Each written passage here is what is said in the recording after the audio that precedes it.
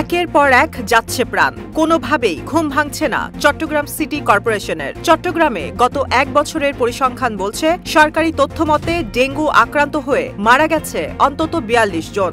আর সবচেয়ে দুঃসংবাদ, নভেম্বর মাসেই সরকারি পরিসংখ্যান বলছে ডেঙ্গু আক্রান্ত হয়ে শুধুমাত্র নভেম্বর মাসেই মারা গেছে ১৬ জন। অথচ ওই মাসেই সিটি কর্পোরেশনের মেয়রের দায়িত্ব নেন ডক্টর শাহাদাত হোসেন।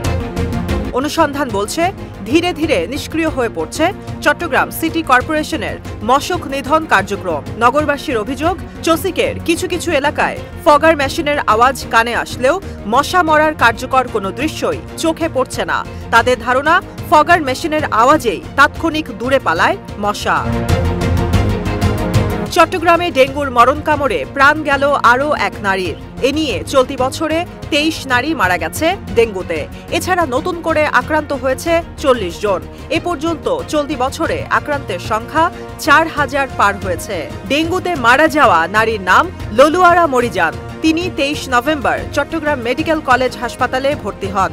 সেখানে শুক্রবার চিকিৎসাধীন অবস্থায় তার মৃত্যু হয়। চট্টগ্রাম সিভিল সার্জন কার্যালয়ের পাঠানো প্রতিবেদনে এসব তথ্য জানানো হয়েছে। প্রতিবেদনে আরও জানানো হয়, ২৪ ঘণ্টায় নতুন আক্রান্ত ৩৪ ডেঙ্গু রোগী সরকারি হাসপাতালে এবং ৬ জন বেসরকারি হাসপাতালে চিকিৎসা নিচ্ছেন।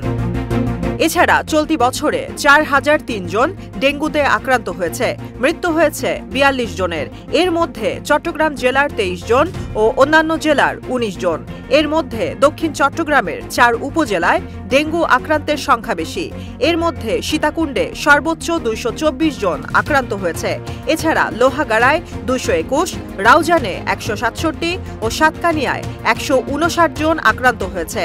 অন্যান্য উপজেলার মধ্যে পটিয়ায় ৯৮, চন্দনাইশে ৮৫, বাঁশখালীতে ৮৪, কর্ণফুলীতে ৬৬, হাটহাজারী ৬২, আনোয়ারা ৫৫, বোয়ালখালী ৫২, ফটিকছড়ি ৫১, মিরসরাই ৪৪, রাঙ্গুনিয়া ৪০ ও সন্দ্বীপে ১৮ জন ডেঙ্গু রোগী পাওয়া গিয়েছে।